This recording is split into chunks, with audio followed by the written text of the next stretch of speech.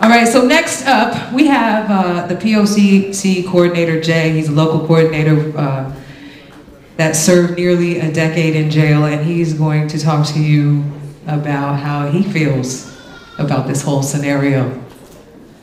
Jay, give us a warm welcome.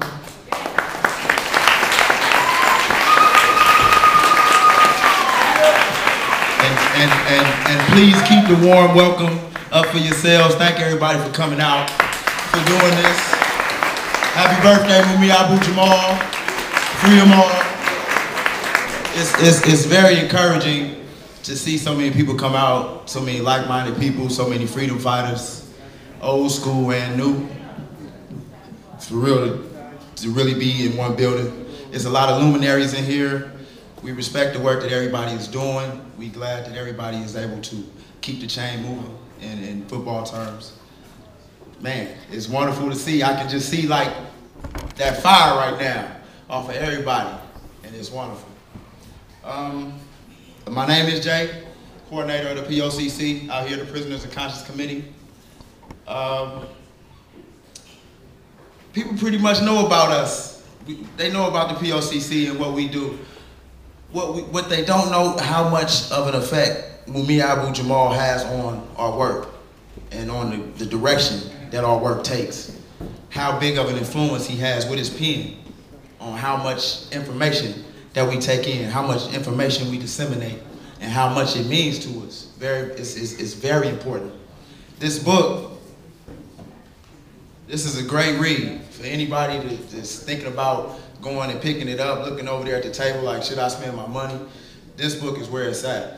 It's very important. It's a testament to his work, definitely a testament to his strength, definitely a testament to just the years that he's been in concentration camps like that. And it's very real. Some of the things that he's talking about, it really hits home for me because unfortunately, I've been in concentration camps like that. And the stuff he's talking about is very true, very true. So I'm gonna go ahead and read from the first chapter in the book under the heading, The Law of Jailhouse Lawyers. In 1991, a group of scholars, researchers, and activists conducted an extensive review of prison disciplinary actions across the country. Their results, which examined all segments of the American prison population, found that no segment of that population, not blacks, gays, AIDS patients, gangbangers, et al., outweighed jailhouse lawyers as the prison administration's principal targets. In the report, The Myth of Humane Imprisonment, the writers presented a telling tableau of the most frequently disciplined groups of prisoners. And then they have like a table with the demographic kind of breaking down the most, like they said, the most frequently disciplined groups of prisoners. Jailhouse lawyers led the way with 62.1%. Blacks were right up under that, 51.2%. Mentally ill, 37.5%. Gang members, 32.7%. Political prisoners, 33.3%. And then it goes on through Hispanics, homosexuals, whites, AIDS patients, physically handicapped, and Asians.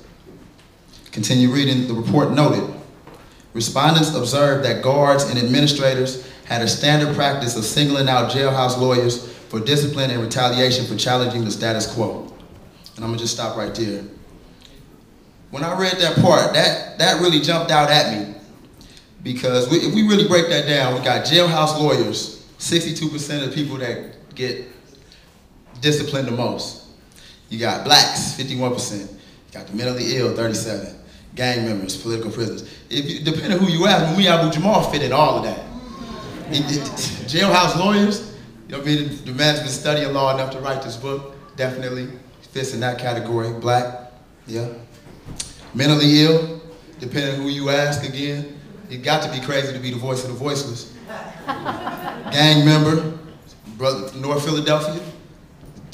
A lot of brothers from there, they classify as gang members. And political prisoners. So you got to understand that these numbers don't lie. These numbers really don't lie. It's a very fragile thing to deal with. It's one thing to kind of read the words on the page and to say, well, you know, these jailhouse lawyer things, these brothers are filing these suits and they're filing these writs and they want this type of relief. It's a very fragile thing when you're dealing with these people's lives. I mean, I've seen people that'll pray over their paperwork and kiss their mail, you know what I mean? And try to flirt with the court clerk just to get some type of action to get back in the courts. Yeah. You know what I mean? Yeah. It's very serious. And for Mumia Abu-Jamal to put a book out,